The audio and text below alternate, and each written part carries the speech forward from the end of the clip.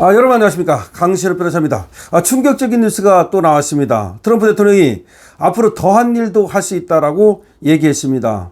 더한 일도 할 수 있다는 얘기는 이번에 조지아 공장을 급습한 거, 그보다 더한 일도 할 수 있다, 이런 얘기 아닙니까? 지금 한국 근로자를 추방하는 거, 그거보다 더한 일도 할 수 있다는 거 아니겠습니까? 자, 지금 그렇지 않아도 말이죠. 트럼프 대통령이 조지아 공장 그 단속에 대한 얘기를 듣고 나서 세관 당국이 할 일을 했다, 이렇게 얘기했다는 겁니다. 그러니까 한미동맹이라든지 이런 것들을 얘기하면서 뭐 유감을 표시한다든지 그런 게 아니었다는 거죠. 다만 할 일을 했을 뿐이다, 이렇게 얘기를 함으로써 한국에 대한 어떤 배려, 이런 것들을 보여주지 않고 있는데요. 그렇지 않아도 이재명과 회담을 한 후에 한국에 대한 혜택을 주지 말아라고 참모들한테 얘기했다 그래서, 그렇지 않아도 지금 문제되던 파안에 할 일을 했다는 말에 이어서 더한 일도 할 수 있다는 말이 나오니까 트럼프 어디까지 가는 거냐, 우리는 지금 어디까지 궁지에 몰리는 거냐, 이런 얘기가 나오고 있습니다. 그렇게 많은 돈을 투자하기로 했고, 그리고 또 이재명이 그야말로 쎄쎄 아주 아부를 떨면서 트럼프의 비율을 맞추려고 하고, 그리고 선물 보따리를 돈을 풀겠다고까지 얘기했는데도 불구하고 그것에 트럼프가 만족을 못하는 건지 아니면 어떤 다른 이유가 있는 건지, 글쎄요. 그 다른 이유에 대해서 윤석열 대통령 문제가 이제 불거지기 시작했습니다. 이재명이 뭔가 비공개담에서 윤석열 대통령 문제 얘기를 들은 게 아니냐, 그리고 종교 탄압이라든가 이 얘기를 들은 게 아니냐.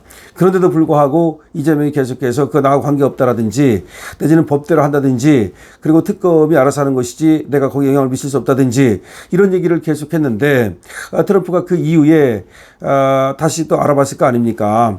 내가 오해일 것이다, 오해라고 확신한다, 이렇게 말했는데 그것은 외교적 그런 어떤 화법이고 정말로 한국에서 벌어지는 일을 알아봤을 거 아닙니까? 그랬더니 이재명이 한 말이 전부 다 사기성 거짓말이다, 이런 얘기를 듣고 나서 정말 트럼프가 빡친 거 아닌가. 그래서 사실상 한국에서 벌어지고 있는 정치 행태, 이런 것들에 대한 불만으로 지금 트럼프가 저렇게 한국 공장에 대해서 급습을 한 것이 아닌가라는 생각이 드는데요. 그런데 트럼프가 더한 일도 할 수 있다, 이렇게 얘기를 하니까 트럼프의 생각이 확실히 거기에 있구나. 트럼프가 이거를 트럼프의 생각이 아닌데 밑에서 했다거나, 아니면 트럼프가 좀 이렇게 해놓고 나서 어떤 협상을 또 들어오려고 하는 것이다, 이런 얘기가 아니고 더한 일도 할 수 있다. 그럼 원래대로 하겠다, 법대로 하겠다, 한국에 대한 배려는 없다는 것을 다시 한번 확인해 주는 것이다. 그렇다면 이건 이재명 리스크일 수밖에 없다는 얘기가 나오고 있습니다. 자, 도널드 트럼프 미국 대통령이 한국에 대한 압박 수위를 극단으로 끌어올리고 있는데요. 지난달 말 한국의 디지털 규제에 대한 관세로 보복하겠다는 메시지를 꺼낸 데 이어서 미국 이민세관 단속국은 한국 기업을 상대로 사상 최대 이민 단속까지 단행했습니다. 원래가 우리가 이제 디지털 규제를 하게 되면 그거를 관세 때리는 것으로 보복하겠다고 분명히 얘기했거든요. 그럼에도 불구하고 우리가 계속해서 디지털 규제법을 만들겠다는 건지, 유튜브 같은 것들을 지금 규제하겠다는 건지, 그렇다면 정신 나간 거 아니겠습니까? 트럼프를 너무 만만히 보고 시험하는 거 아니겠습니까? 트럼프가 그러니까 자기를 만만히 보는 한국에 대해서, 이재명에 대해서 지금 심판을 시작한 것이 아니냐라는 아주 우울한 얘기까지 나오고 있습니다. 트럼프 대통령은 먼저 지난달 25일 디지털 규제에 대한 경고로 한국을 향한 포문을 열었죠. 자신의 소셜미디어 플랫폼인 트루소셜에 미국 기술기업, 빅테크 기업을 규제하는 국가에는 상당한 관세를 부과하겠다, 이렇게 분명히 게시물을 올렸습니다. 그러니까 자기 그 SNS에다가 분명히 미국의 빅테크 기업을 규제하면 관세를 때리겠다고 분명히 얘기했거든요. 이렇게 썼습니다. 트럼프가 쓴 그대로 좀 읽어드리면, 미국 기술 기업을 공격하는 국가들에 맞설 것으로 시작하는 메시지는, 그러니까 제목이 미국 기술 기업을 공격하는 국가들에게 맞서겠다, 이게 제목인데요. 그 다음에 이제 메시지는 뭐냐면, 디지털 세금, 디지털 서비스 법률, 디지털 시장 규제 등을 시행하는 국가가 차별적 조치를 철회하지 않으면 상당한 추가 관세와 기술 반도체 수출 제한을 시행한다, 이런 내용이야. 그러니까 지금 디지털 규제를 하지 말라는 거죠. 근데 대한민국이 지금 디지털 규제법을 만들고 있잖아요.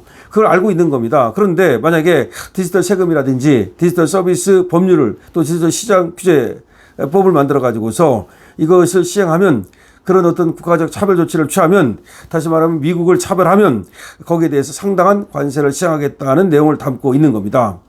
당초 트럼프 대통령의 발언은 유럽연합의 디지털 시장법을 개정한 것으로 해석되는 분위기였는데 지금 그 후에 이게 한국을 갖다가 개정하는 것이라는 말이 나온 겁니다. 그러니까 원래는 유럽의 디지털 시장법 이걸 갖다가 규정한 거 아니냐. 그런데 사실은 이게 한국을 개정한 것이다. 왜냐하면 8월 25일 날 이재명과 만나는 날 그 저녁에 바로 이런 SNS 글을 트럼프가 올렸거든요. 그래서 미국의 정치 매체 폴리티코 보도를 통해서 그의 메시지가 한국을 향한 것이라는 게 밝혀진 겁니다. 이게 미국의 정치 매체 폴리티코가 그 메시지는 한국을 향한 거다라고 이제 밝힌 거죠. 보도에서 트럼프 대통령과 직접 대화했다는 한 측근은 트럼프의 게시물은 한국 그리고 디지털 무역에 관한 새 규정을 검토하는 다른 나라들, EU 뭐 이런 나라들을 지금 겨냥한 것인데 사실은 EU는 이미 그런 어떤 법을 만들었거든요. 그러니까 한국은 EU를 따르지 말아라. 그러니까 한국을 겨냥한 것이다. 이미 그런 법을 가지고 있는 EU를 따르지 말아라. 이런 얘기입니다. 더욱이 이 보도에는 한미 정상회담에 공동성명이 나오지 않은 이유가 디지털 규제와 관련한 양국의 이견 때문이라는 내용까지 담겼습니다. 우리가 트럼프하고 만났지만 공동성명을 내지 못했잖아요. 그 공동성명을 내지 못한 이유가 바로 이 디지털 규제. 그러니까 한국은 디지털 규제를 하겠다는 입장인데 바로 트럼프가 그거 해서는 안 된다. 그러면 관세 때리겠다. 이렇게까지 얘기했으니까 그래서 결국은 합의가 안 된 거다. 근데 그 이후에 바로 475명을 체포하는 일이 벌어진 거예요. 그러니까 결국 디지털 규제법 이것이 합의가 안 되면서 바로 트럼프가 이 부분에 대해서 굉장히 경로했고 그래서 지금 조지아 공장을 급습한 거 아니냐 이렇게 지금 얘기가 나오고 있습니다. 그리고 나서 트럼프가 한 말이 뭐예요? 그들은 불법 체류자이고 단속 요원은 해야 할 일을 한 것. 이 말을 우리는 주목해야 됩니다. 그들은 불법 체류자이고 단속 요원은 해야 할 일을 한 것뿐이다. 이렇게 얘기를 한 거야. 그런데 결국 이 모든 사항은 양국 신뢰가 굳건해졌다. 이게 아니고 우리나라에서는 뭐 양국 신뢰가 굳건해졌느니 화기애애하니 이런 말을 했지만 다 돌아오면 타버리라는 얘기고 그렇지 않다는 얘기죠. 그 다음에 지금 오히려 트럼프가 한 말이 더한 일도 할 수 있다. 이런 얘기를 했다는 것이 정말 심각한 겁니다.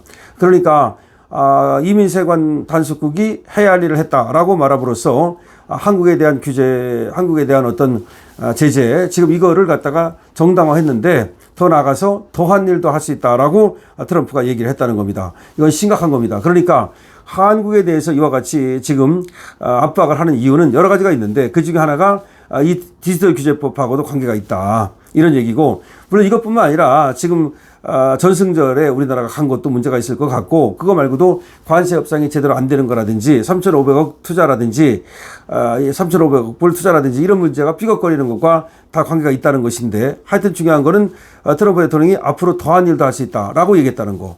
할 일을 했다라는 발언에 이어서 앞으로 더한 일도 할 수 있다라는 얘기가 나오고 있습니다.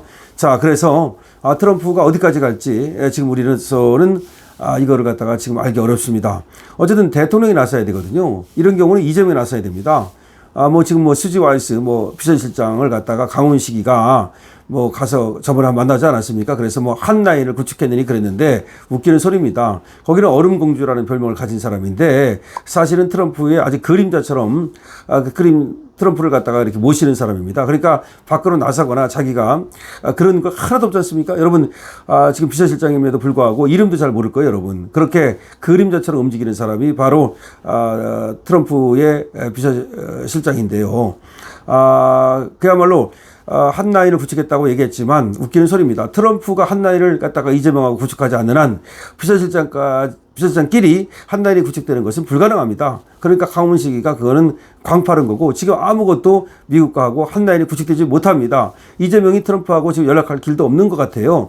뭐 비서실장을 통해서 그런 연락길을 만드는 것도 불가능한 것 같고 꽉꽉 막혔습니다. 완전히 꽉 막힌 상태에서 이재명 리스크만 커져가고 있습니다. 이 사태를 어떻게 해결해야 될까요? 이재명이 지금 할 수 있는 일이 뭘까요 도대체가? 여러분께서 많은 댓글을 남겨주시기 바랍니다. 그리고 강신업 TV에 대한 응원은 222번 주시고요. 그리고 지금 이 사태가 많은 우리 대한민국 기업에 지금 심각한 위협이 될 수 있기 때문에 우리 대한민국 기업들은 그럼에도 불구하고 힘내라고 222번 주시고요. 강신업 TV에 대한 응원은 좋아요와 구독으로 주시면 감사하겠습니다. 강신업 TV입니다.